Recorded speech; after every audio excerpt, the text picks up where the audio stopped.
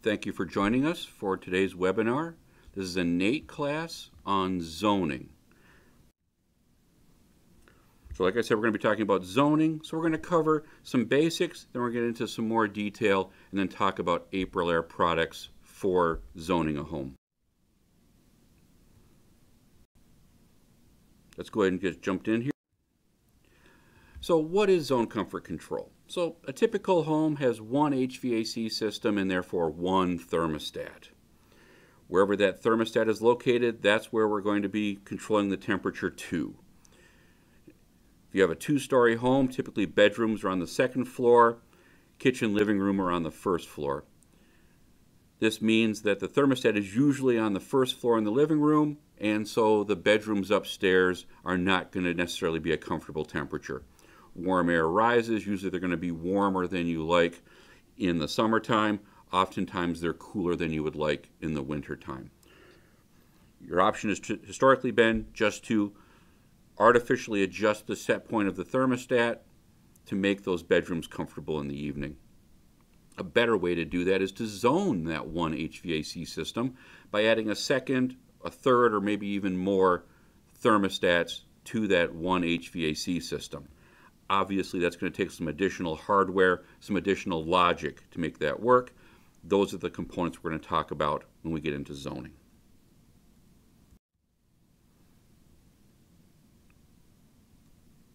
Obviously, you're going to have multiple thermostats. You're going to need some sort of a hub or a zone control panel to sort out the different calls coming from each of the thermostats and send the appropriate call to the HVAC system. We also need the zone panel to control the dampers. So we're closing off the ducts to the non-calling zones, allowing the hot or cold air to go to just those zones that are calling for it. Also, since inherent to any zoning application is closing off ductwork, we're changing the airflow of the system. So we have to be able to maintain the proper airflow through the HVAC system across the coil or through the heat exchanger. In order to do that, we oftentimes have to use a bypass damper. There's some other ways to do it, but we'll focus on bypass dampers. First product I want to talk about is the zone panel itself. I won't go into a lot of detail across all the models. I just want to give you an overview of the model so we have more time to go into some specifics. You can see we have 6 different zone panels.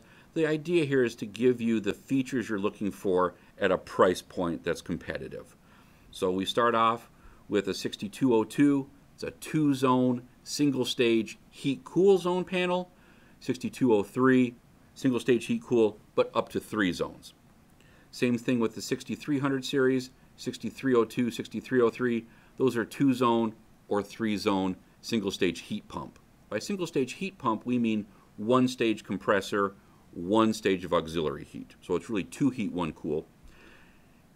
For multi-stage equipment, so up to 2 heat, 2 cool, or 4 heat, 2 cool on a heat pump, we have the universal zone panels. 6403, up to 3 zones, of course. 6404, up to 4 zones with this zone panel, but it can be expanded. We'll talk about that later. We've got a lot of smarts built into our products. I'll go into that detail as we get into those sections. One thing I want to point out is, as I'm going through a lot of these features and benefits, I'm going to try and move through them quickly because I want to cover as much information as I can. We have a very, very good zoning brochure that goes into the products and the features and benefits in quite a bit of detail. I just want to show you what that looks like here. So if you don't catch something, you can go to our AprilAirePartners.com website and you can download that brochure and take a look at it.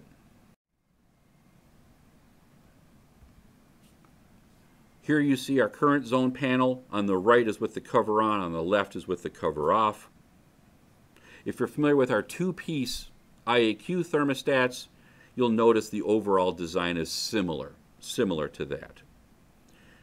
The cover protects all of the wiring. It also covers up the LEDs, so consumers aren't confused or concerned about seeing green lights and red lights. if you need to see those lights, you can just flip the cover up and they're visible right there. One thing that's nice about our redesigned zone panels is the LEDs are clearly labeled, and we use green LEDs and red LEDs for the status of the dampers in the zones.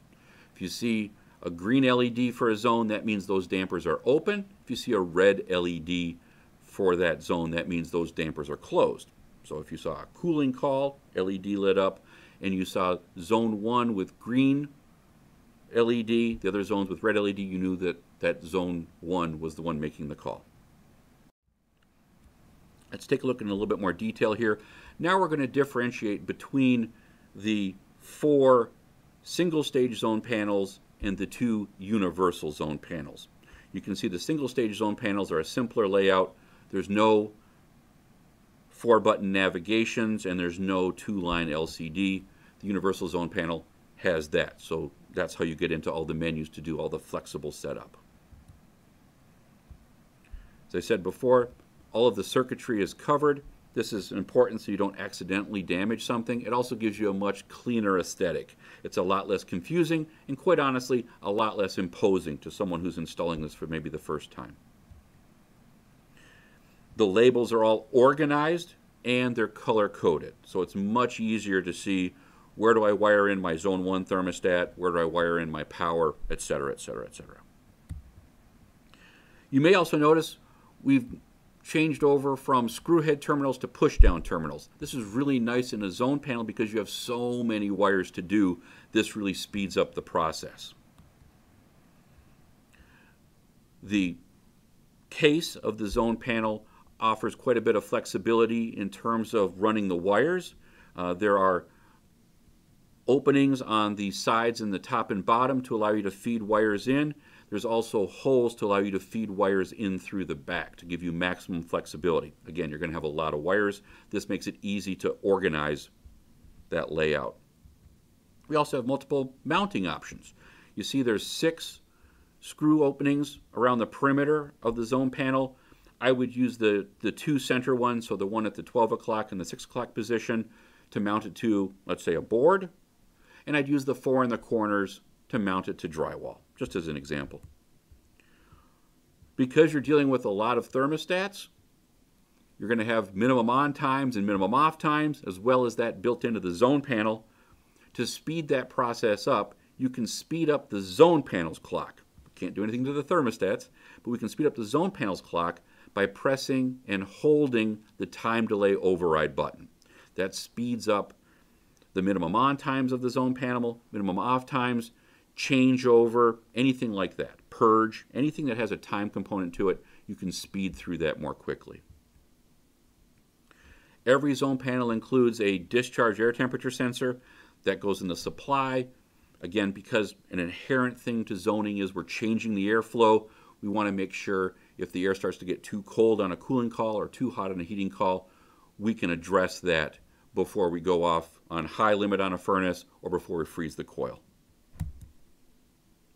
All of our installation manuals are trilingual to make the installations as flexible and end-user friendly as possible. Let's focus on the 4 single-stage zone panels. The key thing here is notice the similarities. The layouts are exactly the same as you go from a 2-zone heat-cool all the way up to a 3-zone heat pump. We're simply adding terminals or removing terminals, adding LEDs, removing LEDs, adding buttons like emergency heat or not. Makes it very, very simple. Makes it a very flat learning curve. If you've been putting in the 6202 2-zone single-stage heat-cool board, it's not very complicated to move to the other 3-zone panels if you have that application. Also, there's no installer settings on these 4 zone panels. It just has built-in defaults. And that's because, quite honestly, thermostats are very sophisticated. You can set up whatever you need in the thermostats. Electric heat, gas heat, purge, etc. You can do all that at the thermostats. This is especially nice if you're using a thermostat that you're very familiar with and you're just switching to AprilAire zone panels. Again, the learning curve is very, very simple. Your installers don't need to learn a new thermostat if you have a thermostat that you like. And the thermostats do most of the setup. The zone panel is simply the place where the wiring goes.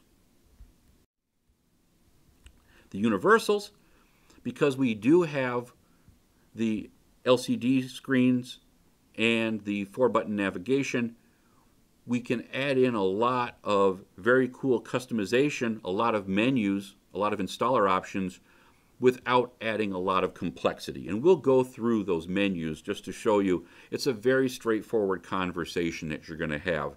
There's not a lot of very, very complicated things that you have to try and figure out.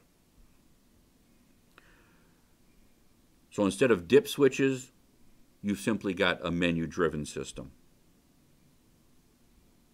We also have an installer test mode. So when you're all done, you can go into the installer test mode and you can put the zone panel through its paces. You can make a fan call in zone 1, a heating call in zone 2, etc., etc., etc., so you can make sure the system's working like it should. In addition to the discharge air temperature, on the universal zone panels, we also have a place to wire in an outdoor temperature sensor. And now we're going to start talking about the very cool features of the universal zone panels. Because there's a lot of smarts built into it, you can actually use standard heat-cool thermostats to control even a multi-stage heat pump, including high and low balance points, all from the zone panel. So instead of having to have temperature sensors running to each thermostat and setting up individual high and low balance points, that can all be done right at the universal zone panels.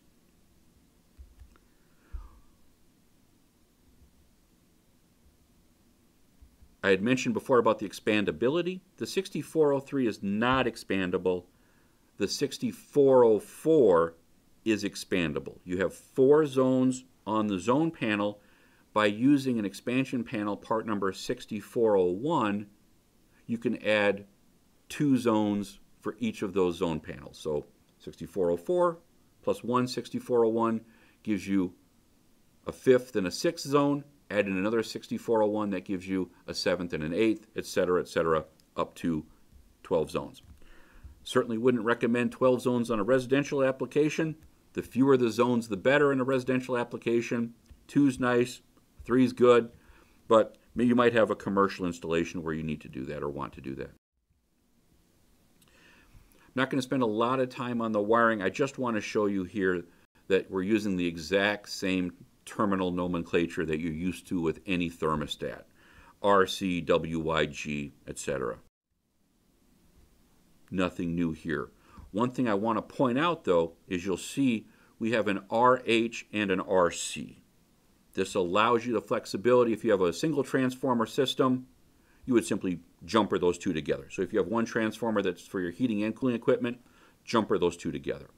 If you have a 2-transformer system, one transformer for heating, one transformer for cooling, you can remove that jumper. And now when you're making your heating calls or your cooling calls, that's going to reference the correct transformer.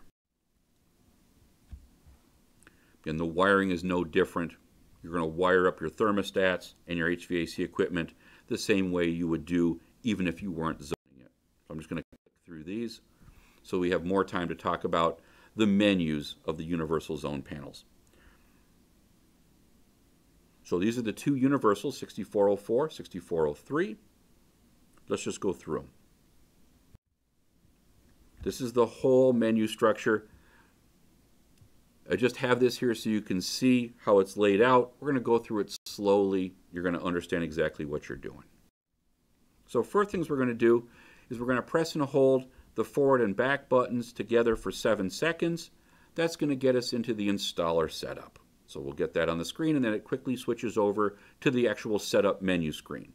And you have 4 options here. You have HVAC, staging, discharge air temperature limits, that's together, and then exit. So let's just go through it. You'll see this makes a lot of sense. It's not cumbersome. It just kind of flows the way you would be thinking about the application anyway. So let's pick HVAC and jump right in. So now you can see we're in the HVAC menu. First thing it's going to ask is, do you have a heat pump or a heat-cool system? If you select heat-cool, you're going to be asked how many cooling stages and how many heating stages. Also, is the heat gas, like fossil fuel, propane, natural gas, oil, or is it electric? If you select heat pump, you're going to be seeing the same basic questions, but with different verbiage. We're going to refer to compressor stages and auxiliary heat stages. So you get to see the wording that you're used to seeing. It's the same question, but we tailor it for the HVAC equipment. If you select heat pump, there's a couple more questions. Do you have an outdoor temperature sensor? If you say yes, then it's going to ask you, do you want a high balance point? That would be a temperature above which you lock out auxiliary heat.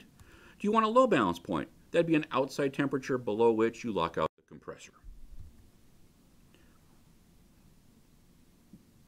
Do you want the purge to be controlled by the HVAC system or the zone panel?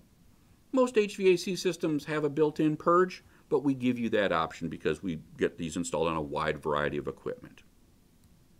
If your HVAC system has purge, pick HVAC.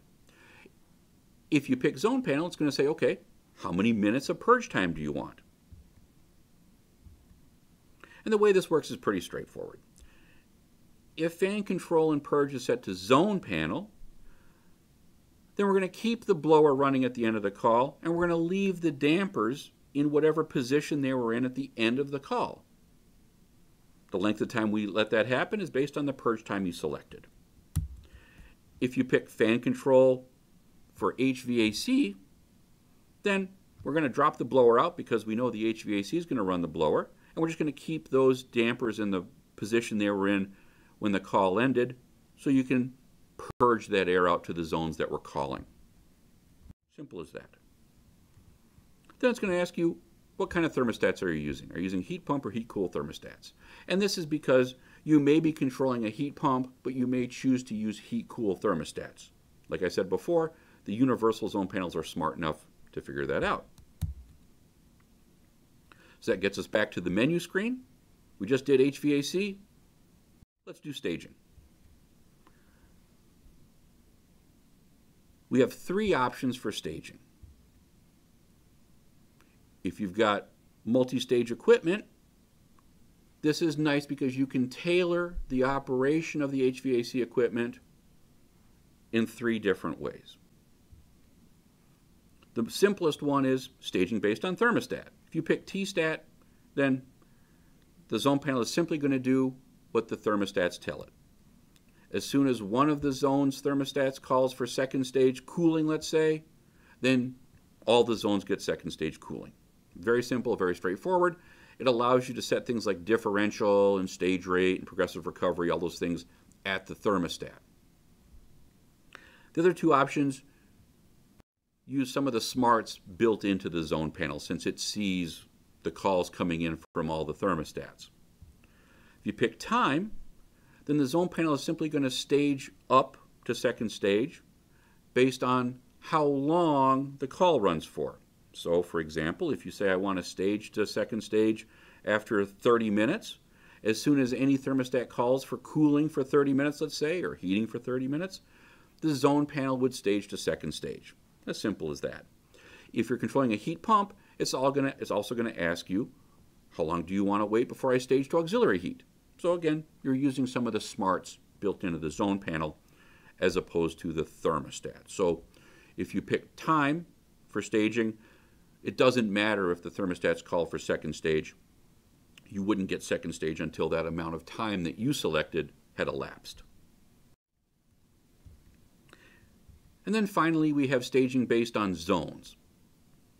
This means that the zone panel is going to stage based on the quantity of zones calling. If you pick this, it's going to ask you, how many zones do you want to have calling before you stage? So for example, let's say you had a 3-zone system, you got 3 thermostats. You could say, I only want to stage when any 2 zones are calling. So there's 3 zones, one of them's calling, or another one of them's calling. we stay in first stage. But as soon as any two thermostats call for the same thing, heating or cooling, at the same time, then the zone panel would go to second stage.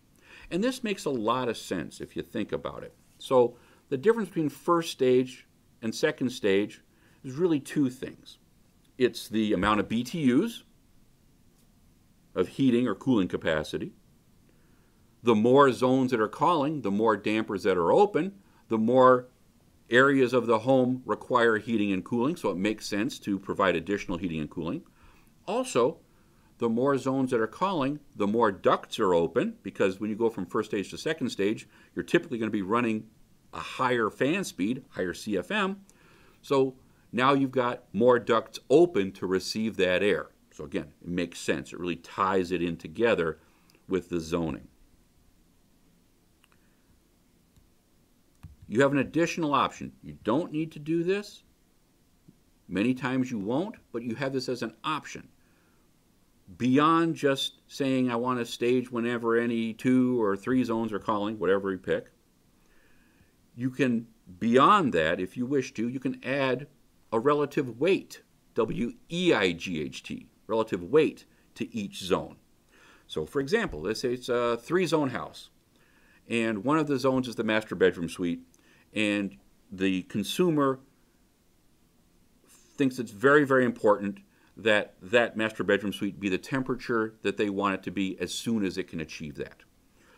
You could assign the other 2 zones a weight of 1 each, and you could assign, for example, the master bedroom suite a weight of 2, so it counts as 2 zones. And you could say, I only want to stage when any 2 zones are calling. So if either zone called on their own, the other 2 zones, you wouldn't get second stage.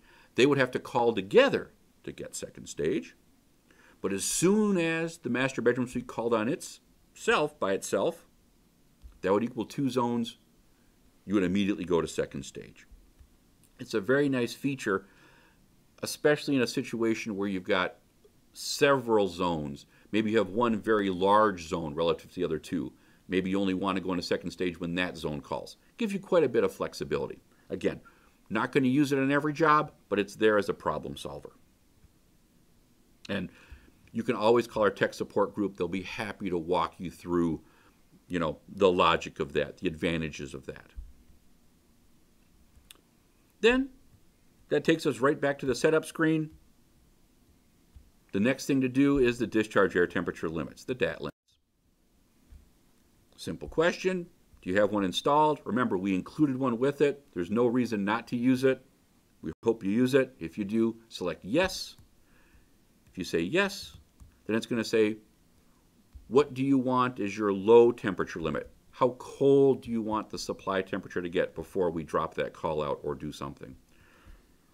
What do you want that high limit to be? So obviously we don't want to freeze the coil. We also don't want to go off on high limit. You can pick your temperature. The way that would work is when you cross that threshold, the zone panel will drop the call out, keep the fan running until it sees the temperature move 10 degrees. And then it would resume the call if the call was still there. If you have multi-stage equipment, you'll be prompted, do you want to downstage on DAT? This is a little bit more sophisticated. As you start to approach that DAT limit, instead of dropping the call out, it will drop back down to first stage in the hopes that we don't see the temperature changing and pushing towards that limit anymore, but we can still satisfy that call. Again, it's an option. You can say yes or no. And then that takes us back to the setup. And all that's left is to select exit. You pick exit. It's going to say setup complete. Once you see setup complete, you're done. And most importantly, it's saved all your changes. So a lot of these, you can leave them to the defaults. But you also have the ability to customize the zone panel's operation to your application.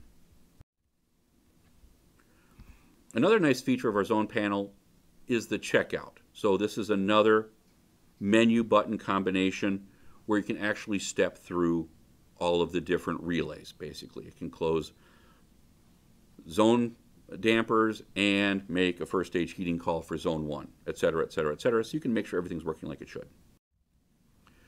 The screen's also useful for displaying messages during normal operation. You see you have a cooling call, you see it's in zone 1 and zone 2, you'll also see stage 1 or stage 2 so you can get some more detail. If there's a problem, like we've exceeded our discharge temperature, it would display that on the screen so you can understand why there's not a heating call actually happening, for example. Also, if there's a problem with the wiring or a wire comes loose, if the zone panel sees an input that doesn't make any sense, it can tell you to check zone number 3 thermostat or what have you, so you know exactly what's causing the problem. All right, let's switch gears, switch to another part of zoning, which is the thermostats. I'm going to go quickly through our thermostats just to give you a general idea. Again, we are using standard industry terminals R, W, Y, and G, so any thermostat that has R, W, Y, and G terminals will work fine. Doesn't have to be AprilAire. They're universal zone panels, universal thermostats. Starting at the bottom there, our 8400 series are push-button thermostats, several models available. You can also get it in Wi-Fi. Then you get into our touch screens. 8600 is our touchscreen thermostat. As we move up in that family, we pick up the ability to do control of IAQ products. So you could do zoning and have your thermostats controlling a dehumidifier or a humidifier or fresh air ventilation. And you can also get Wi-Fi. 8900 series, our two-piece thermostats, allows you to control all of our IAQ products. So you could have a dehumidifier and a humidifier and fresh air as well as zoning. And then, of course, you can bundle in Wi-Fi as well. So quite a bit of flexibility, quite a bit of sophisticated control, not just of heating and cooling, but also of your IAQ. All of that available not just at the thermostat, but also through the app on your smart device. So here's sort of just a family shot so you can see the different appearances, and there's a screenshot of the app on a phone. I want to stress the Wi-Fi part of it because inherent to zoning is you're going to have multiple thermostats. And so rather than have to go around to look at each thermostat, if they're Wi-Fi thermostats, you can view and make changes to all the thermostats right from your smart device. And our app is designed to make that easy. You see you've got, starting at the left, you've got screenshots of the app. First is locations. In this case, we have two locations. One is the home with 4 thermostats. Let's say that's zoned. And the second location is the cottage with 2 thermostats. Let's look at that home location. You see a quick snapshot there of the 4 thermostats, temperature and RH. Maybe that's all you need. You're done. If you click on one of those thermostats, it brings you to the standard app home screen where you see a bunch of information. What I want to show you here is that from any of those thermostats at that location, it's easy to switch to a different thermostat. So if you've got 4 thermostats zoned, you can very quickly go among those thermostats, view, and make changes. All from your smart device. Anywhere where you have a data connection. All right. One more piece to zoning, of course, is the dampers. This is the thing that's going to change the airflow, prevent airflow or allow airflow. All of our zone dampers have that bluish gray face on the actuator. You can tell those are the normally open power closed dampers. Here you see rectangular and round. Just like with the zoning panels, you also got a very nice detailed explanation of the features and benefits of our dampers in that same zoning design, or that same zoning product guide. I want to touch on some of these, but again, I want to cover a lot of things, so this brochure will go into more detail so you can understand the features. First off, the flexibility.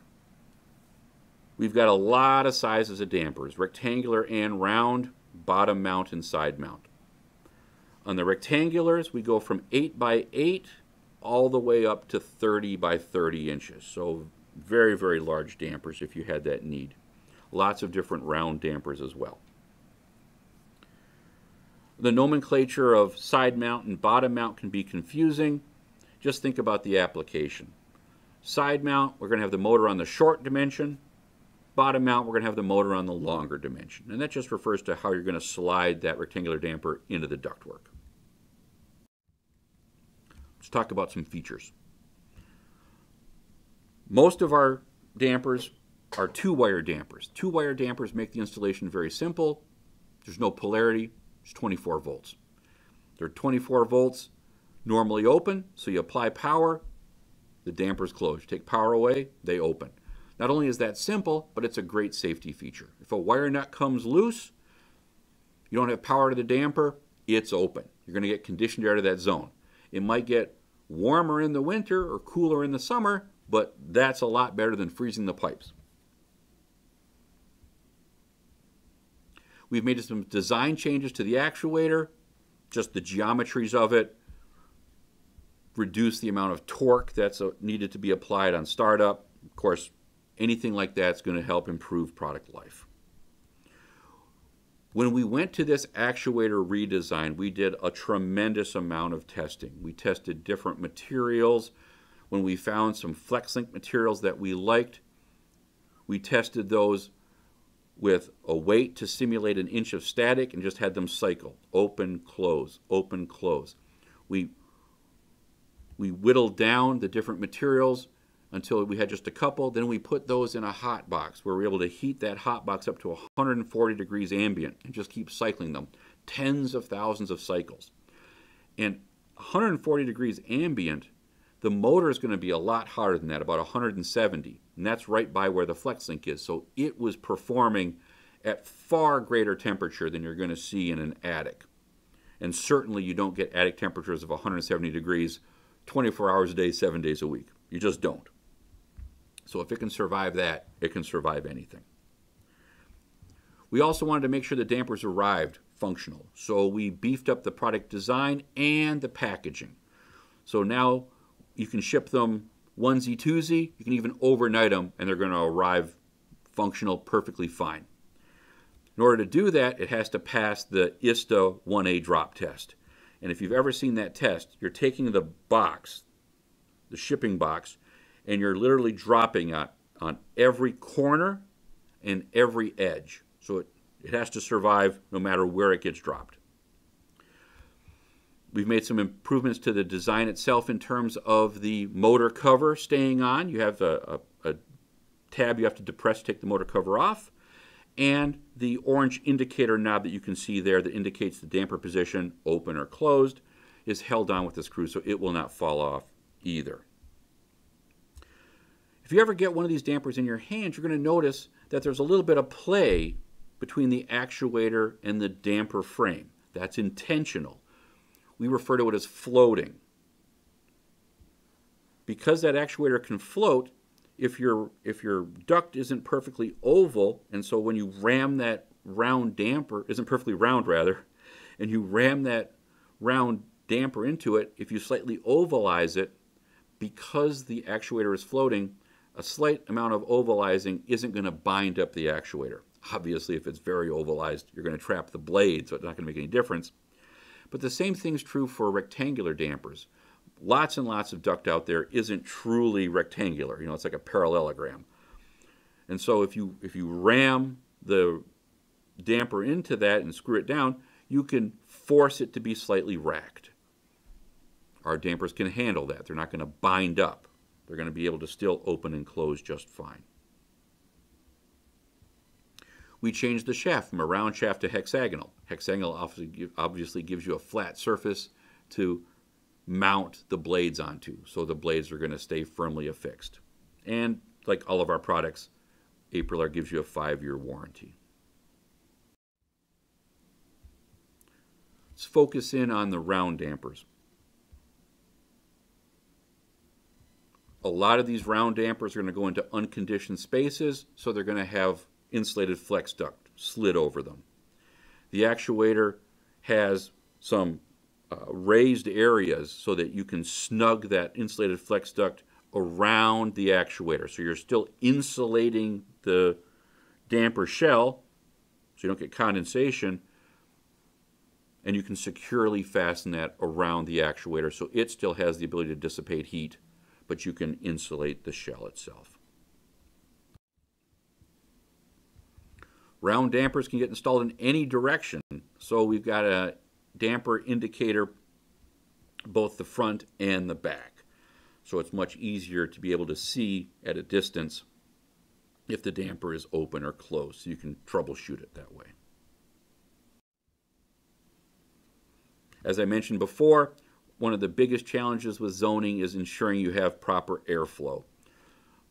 Our dampers give you the ability to set the amount of bypass, or when the damper is closed, is it fully closed or is it still partially open? And if so, how much?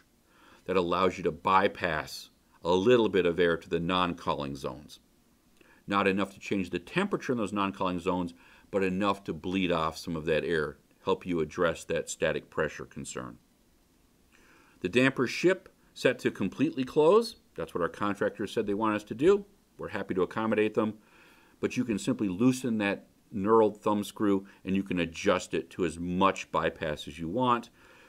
If you're familiar with our old dampers, we had a controlled pressure relief position that is indicated with a little triangle, so if you're used to that position, it's very easy to adjust it to that position and you'll get the same performance as you've always got.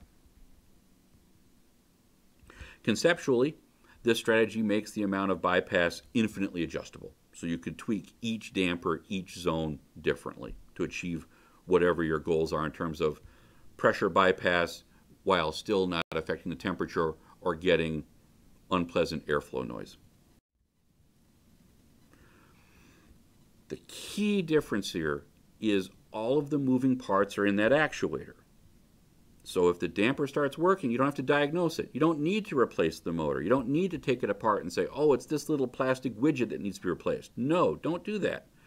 Leave the damper installed in the ductwork, zip tied or foil taped or masticed or whatever. Leave it in place and simply remove the actuator. That gray plastic housing. All the moving parts are in there. It's very easy to do that.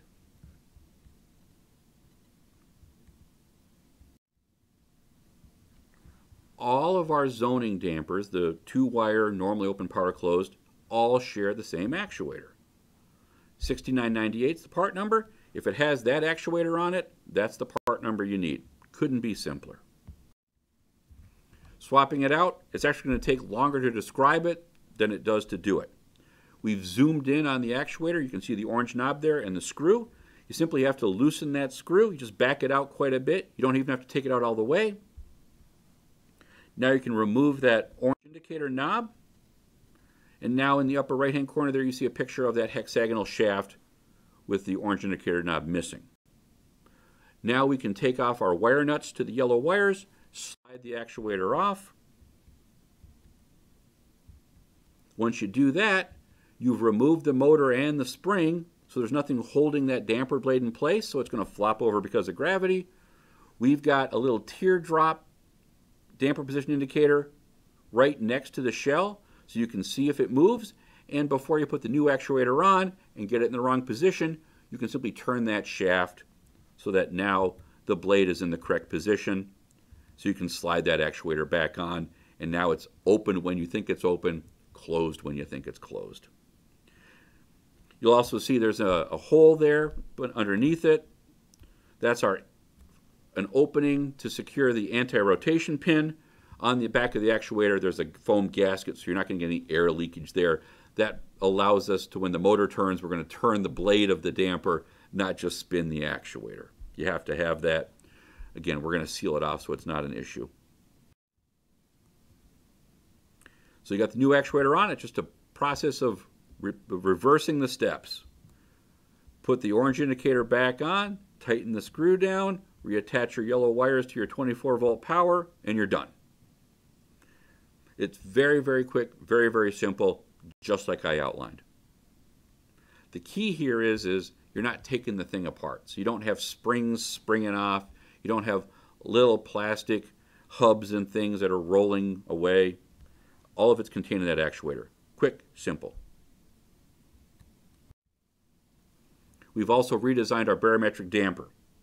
If you're familiar with our old barometric damper for bypass, we had an arm with a weighted shaft with weights on the end of it, and you would adjust the weights in or out to give you the amount of force that it would take to open that damper up. So you could basically adjust when it would open based on the position of the weight along the length of that shaft. The challenge there was you had to orient the arm of the shaft properly depending on the airflow, horizontal or vertical, and you had to adjust that weight so that it opened when you needed it to and didn't open otherwise. We know from doing site visits that a lot of these did not get installed properly. We redesigned it so it uses a spring now. The beauty of the spring is it's not dependent on gravity, so you don't have to worry about the orientation of the damper. Just get the airflow through the bypass, the barometric bypass correct. Adjust the tension on the spring with that knurled thumb screw. You can see high and low static pressure so that it's closed when all the zones are calling and it's open when you've got a high static pressure situation. That's it. Lots of sizes, 8-inch all the way up to 16-inch diameter. We also offer a much more sophisticated bypass option. That's our fully modulating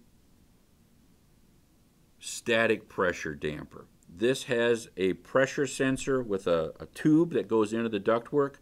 You've got a set screw to adjust what static pressure you want to maintain in the duct, and the damper has a modulating motor that will automatically slightly open or slightly close that damper blade on a continuing basis to achieve whatever static pressure you've set it for.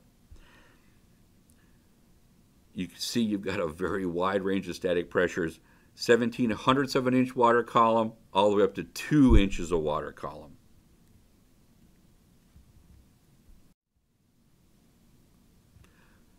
I had mentioned the plenum temperature sensor. Comes with every zone panel. Please use it. It's insurance against freezing a coil. It's insurance against tripping off the high limit on the furnace. I've never heard a good reason not to use it.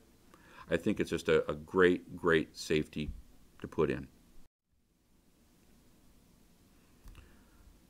The pressure relief options, there's different ways to do it. You've got the AprilAire controlled pressure relief setting. That's an option. You could bypass to the return. That's very common. You could bypass to a dump zone, if that's one thing you want, like an entryway or a hallway or a high up in a large room, cathedral ceiling.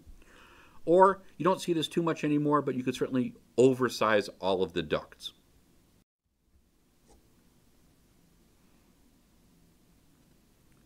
You may get into zoning existing homes, so adding in zoning after the home's been lived in for a while. To make that easier, we offer some slip-in dampers. So in an existing home, you didn't have the opportunity to lay out the ductwork to accommodate zoning, so you might have to open up the drywall and damper a bunch of 8-inch round and 6-inch round branches. Opening up the drywall, finding the duct, cutting out a section large enough to accommodate the full collar of a round damper, reattaching it can be very time consuming. With the round slip-in dampers, you're simply cutting a slot into the duct, sliding in that damper, and then affixing the damper to the ductwork. When you supply 24 volts, the damper that you see there is in the open position. It would rotate, so now it's closing that duct off. Full range of sizes, 4-inch on the very small end up to 10 inches. This is available on our partner site. I just included this as a way to show you that we've got some very simple cross-reference sheets. So if you're switching from any of our competitors to AprilAire, we make that selection very simple, very straightforward. This simply shows the most common models or most common sizes. Same idea here. We also offer 3-wire dampers. I want to talk about that. We offer some round and some rectangular 3-wire dampers. If you like 3-wire dampers for zoning, we now have those. 3-wire means it's power open and power closed. The main advantage here is it doesn't have to fight against a spring, so your volt amps are a lot less, 2.5 instead of 10. The drawback, of course, is 3 wires means that it's possible for you to miswire it. If you're familiar with 3-wire dampers, you're familiar with this actuator design. You've got 3 screw head terminals for your common, your 24-volt power to open it, your 24-volt power to close it. You've got a blade position indicator, and you can set your opening and closing stops. This is just a snapshot of some of the sizes. We can make 3-wire dampers in any of our sizes, so don't let this be a hurdle. Simply let your AprilAire district sales manager know if you have sizes that you don't see here. Especially in retrofit zoning, you may find you've got a lot of dampers. Our redesigned zone panels can handle up to 3 dampers per zone. That's usually plenty. But in a retrofit application, I know I've been involved in some jobs where we had 21 or even 22 dampers for the whole house. It's a lot of dampers. Obviously, the zone panel is not designed to handle that much current. So we've got an additional board, the 8028 damper power distribution panel. And this is a pretty simple device. You're simply going to wire your zone panel zone damper outputs to here so it knows what zone's calling. Then you wire in your dampers. Provide your power, large enough transformer to drive all those dampers.